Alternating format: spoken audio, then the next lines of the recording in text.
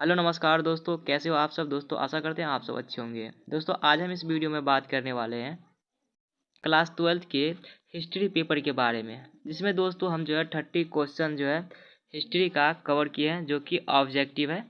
और ये वीडियो जो है काफ़ी ज़्यादा इम्पोर्टेंट रहने वाला है। तो आप लोग जो है इस वीडियो को एंड तक देखिएगा और जितना हो सके अपने दोस्तों के साथ शेयर कीजिएगा। तो चलिए दोस्तों वीडियो को स्टार्ट करते हैं। और पहला सवाल है कि सिंधु घाटी सभ्यता में विशाल स्नानगृह के अवशेष कहाँ से प्राप्त हुए हैं। दोस्तों इसमें 4 ऑप्शन दिए हुए हैं, आप अपना आंसर सेलेक्ट कीजिएगा और उसके बाद मैं आपको बताऊंगा। आप लोग लास्ट में मुझे कमेंट करके बताइएगा कि आप लोगों का जो है कितना प्रश्न जो सही हुआ है और कितना गलत हुआ है। दोस्तों इस वीडियो में हमने 30 क्वेश्चन कवर किए हैं, तो आप लोग मुझे लास्ट में कमेंट करके ज़रूर बताइएगा। चलिए इसका आंसर जान लेते हैं। तो दोस्तों सिंधु घाटी सभ्यता में विशाल स्नानगृह के अवशेष कहाँ से प्राप्त हुए हैं। तो दोस्तों इसका जो सही उत्तर होगा यहाँ पर ऑप्शन नंबर बी हो जाएगा, मोहनजोदाड़ो से। चलिए अगला सवाल की ओर बढ़ते हैं। तो अगला सवाल यहाँ पर है कि पुराणों की संख्या है, मतलब पुराणों की जो संख्या है वो कितनी है। तो यहाँ पर ऑप्शन दिए हुए हैं। तो पुराणों की जो संख्या है दोस्तों, तो पुराणों की संख्या यहाँ पर हो जाएगा ऑप्शन नंबर सी हो जाएगा 18, जो कि पुराणों की संख्या है। उसके बाद यहाँ पर हम तीसरा सवाल के बारे में बात करेंगे। तो तीसरा सवाल में है कि प्रयाग परिस्थिति की रचना किसने की थी। तो प्रयाग परिस्थिति की रचना किसने की थी। तो यहाँ पर इसका सही उत्तर होगा ऑप्शन नंबर सी होगा, हरिसेन ने। दोस्तों आप लोग अपना आंसर भी सेलेक्ट कीजिएगा।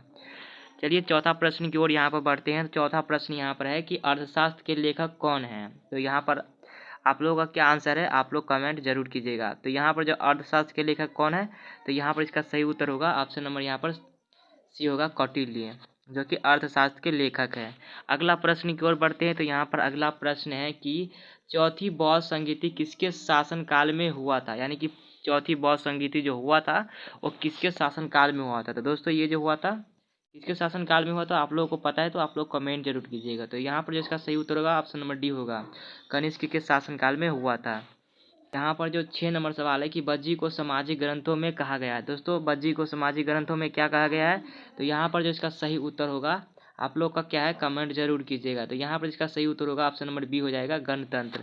बज्जी को सामाजिक ग्रंथों में गणतंत्र कहा गया है। अगला प्रश्न है यहाँ पर कि पंच चिन्ह वाले सिक्के बने होते थे। यानी कि पंच चिन्ह वाले जो सिक्के बने होते थे वो किसके बने होते थे। तो यहाँ पर जो इसका सही उत्तर होगा ऑप्शन नंबर यहाँ पर सी होगा, तांबे के बने होते थे। अगला प्रश्न है यहाँ पर कालीबंगा कालीबंगा स्थित है। यानी कि कालीबंगा कहाँ स्थित है दोस्तों। तो कालीबंगा जो स्थित है राजस्थान में है। तो यहाँ पर ऑप्शन नंबर जो है सी इसका सही उत्तर होगा, राजस्थान। उसके बाद अगला सवाल यहाँ पर है कि अशोक द्वारा प्रचारित बौद्ध धर्म कहाँ प्रचलित नहीं हुआ। मतलब अशोक द्वारा जो प्रचारित बौद्ध धर्म था वो कहाँ पर प्रचलित नहीं हुआ। तो दोस्तों यहाँ पर इसका जो सही उत्तर होगा आपका क्या है, आप लोग मुझे कमेंट जरूर कीजिएगा। तो यहाँ पर इसका सही उत्तर होगा ऑप्शन नंबर बी, ब्रिटेन में जो है बौद्ध धर्म का प्रचलित नहीं हुआ। उसके बाद यहाँ पर जो 10 नंबर सवाल है कि पाटलिपुत्र नगर की स्थापना की गई थी। पाटलिपुत्र नगर की जो स्थापना की गई थी वो किसके द्वारा किए गए थे दोस्तों। तो यहाँ पर जो इसका सही उत्तर होगा 10 नंबर का ऑप्शन नंबर यहाँ पर डी हो जाएगा, अजात शत्रु द्वारा। पाटलिपुत्र के नगर की स्थापना किसके द्वारा की गई थी, तो अजात शत्रु द्वारा। उसके बाद यहाँ पर जो है 11 नंबर सवाल में है कि भारत का अंतिम मुगल शासक कौन था। तो इसका आंसर क्या होगा, आप लोग मुझे कमेंट करके जरूर बताइएगा। तो यहाँ पर भारत का जो अंतिम मुगल शासक कौन था, तो ये यहाँ पर इसका सही उत्तर होगा ऑप्शन नंबर सी होगा, बहादुर शाह जफर, जो कि भारत का अंतिम मुगल शासक था। अगला सवाल यहाँ पर है कि तालमंडी में किस प्रसिद्ध संत का जन्म हुआ था। तालमंडी में जो है किस प्रसिद्ध संत का जो है जन्म हुआ था। तो यहाँ पर जो इसका सही उत्तर होगा आप लोग का क्या है कमेंट जरूर कीजिएगा। तो यहाँ पर इसका सही उत्तर होगा ऑप्शन नंबर डी हो जाएगा, गुरु नानक का जो है तालमंडी में जन्म हुआ था। अगला प्रश्न है यहाँ पर कि अकबर का संरक्षक कौन था। अकबर का जो संरक्षक था वो कौन था। तो यहाँ पर इसका जो सही उत्तर होगा ऑप्शन नंबर डी होगा, बैरम खां। अकबर का संरक्षक कौन था, तो बैरम खां। चलिए अगला प्रश्न की ओर बढ़ते हैं। तो यहाँ पर अगला प्रश्न है कि आइन ए अकबरी किसने लिखा। आइन ए अकबरी किसने लिखा। यहाँ पर इसका सही उत्तर होगा ऑप्शन नंबर बी हो जाएगा, अबुल फजल।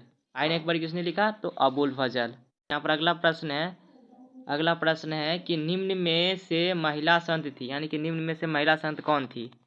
आप लोग का क्या आंसर है, आप लोग जरूर कमेंट कीजिएगा। तो यहाँ पर है निम्न में से महिला संत कौन थी, तो यहाँ पर इसका सही उत्तर होगा ऑप्शन नंबर ए हो जाएगा मीरा, जो कि महिला संत थी। अगला सवाल यहाँ पर 16 नंबर है कि हम्पी नगर किस साम्राज्य से संबंधित है। हम्पी नगर जो है वो किस साम्राज्य से संबंधित है दोस्तों। हम्पी नगर जो है वो विजयनगर साम्राज्य से संबंधित है। यहाँ पर ऑप्शन नंबर जो है इसका ए सही उत्तर होगा। अगला प्रश्न यहाँ पर है कि अस्थाई बंदोबस्त कहाँ लागू किया गया। अस्थाई बंदोबस्त कहाँ लागू किया गया, तो यहाँ पर जो इसका सही उत्तर होगा ऑप्शन नंबर सी होगा, बंगाल में। अस्थाई बंदोबस्त कहाँ लागू किया गया, तो बंगाल में लागू किया गया।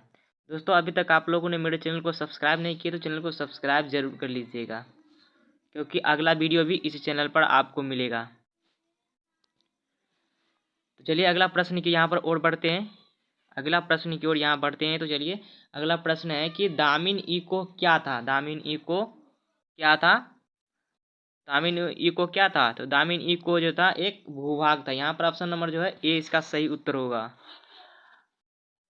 अगला प्रश्न यहाँ पर है कि कर्नवालिस कोड बना, तो कर्नवालिस कोड कब बना, तो यहाँ पर जो इसका सही उत्तर होगा ऑप्शन नंबर यहाँ पर जो है यहाँ पर डी हो जाएगा। 1793 में कर्नवालिस कोड बना।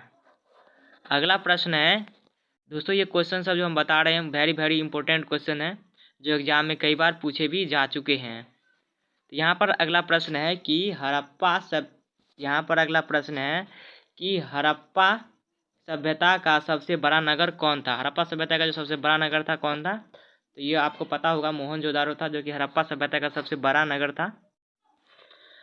अगला प्रश्न यहाँ पर 21 नंबर है कि राखल दास बनर्जी को मोहनजोदारो के अवशेष किस वर्ष मिले थे। राखल दास बनर्जी के जो है मोहनजोदारो के अवशेष किस वर्ष मिले थे, तो ये जो है उसको कब मिले थे, तो 1922 में मिले थे। 1922 में मिले थे। और दयाराम साहनी को हड़प्पा का अवशेष मिले थे, तो 1921 में मिले थे। बहुत सारे लोग 1921 लगाए थे, लेकिन 1922 में होगा। राखल दास बनर्जी को 1922 में मोहनजोदारो के अवशेष मिले थे, और दयाराम साहनी को जो है 1921 में मोहनजोदारो के अवशेष मिले थे। यहाँ पर जो इसके बाद अगला सवाल है, अगला सवाल यहाँ पर है कि 16 महाजनपदों में सबसे शक्तिशाली महाजनपद कौन था। 16 महाजनपद में जो है सबसे शक्तिशाली महाजनपद कौन था, तो मगध था। यहाँ पर ऑप्शन नंबर ए इसका सही उत्तर होगा, मगध, जो कि सबसे शक्तिशाली महाजनपद था। अगला प्रश्न है कि भारत का अंतिम मुगल शासक कौन था। भारत का जो अंतिम मुगल शासक कौन था दोस्तों, ये क्वेश्चन मैंने 2 बार रिपीटेड कर दिए हैं, तो इसके लिए सॉरी दोस्तों। तो यहाँ पर जो इसका सही उत्तर होगा बहादुर शाह जफर। भारत का अंतिम मुगल शासक जो कौन था, तो बहादुर शाह जफर। अगला प्रश्न यहाँ पर है कि मुस्लिम लीग की स्थापना किस वर्ष हुई थी। मुस्लिम लीग की स्थापना जो है किस वर्ष हुई थी दोस्तों। मुस्लिम लीग की स्थापना जो हुई थी वो 1906 में हुई थी। यहाँ पर ऑप्शन नंबर जो है 20 का सही उत्तर होगा, 1906।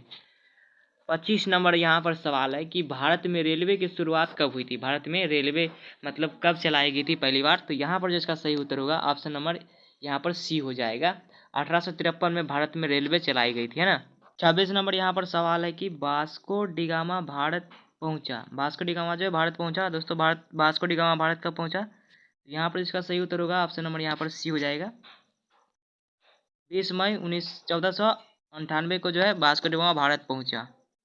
अगला प्रश्न है यहाँ पर, अगला प्रश्न है कि पूना समझौता किस वर्ष हुआ, यानी कि पूना में समझौता किस वर्ष हुआ था, पूना समझौता।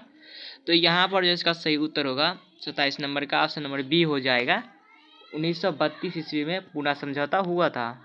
अगला प्रश्न है कि महाभारत की रचना, अगला प्रश्न यहाँ पर है कि महाभारत की रचना किसने की। महाभारत की रचना किसने की दोस्तों, महाभारत की रचना किसने की, तो यहाँ पर इसका जो सही उत्तर होगा ऑप्शन नंबर डी हो जाएगा, वेद व्यास, जो कि महाभारत की रचना की थी।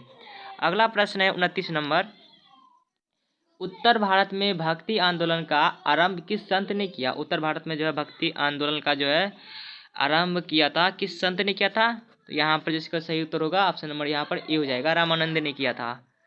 अगला प्रश्न है कि कुतुब मीनार का निर्माण किसने शुरू किया। कुतुब मीनार का जो है निर्माण किसने शुरू किया, तो दोस्तों यहाँ पर इसका जो सही उत्तर होगा ऑप्शन नंबर सी हो जाएगा, ऑप्शन नंबर सी हो जाएगा, कुतुबुद्दीन ऐबक, जिन्होंने कुतुब मीनार का निर्माण शुरू किया था। तो दोस्तों आज का ये वीडियो आप लोगों को कैसा लगा? अगर कोई सा भी क्वेश्चन हमसे अगर मिस हो गया हो तो दोस्तों आप लोग कमेंट ज़रूर कर दीजिएगा कि आपका जो है ये क्वेश्चन मिस हो गया है।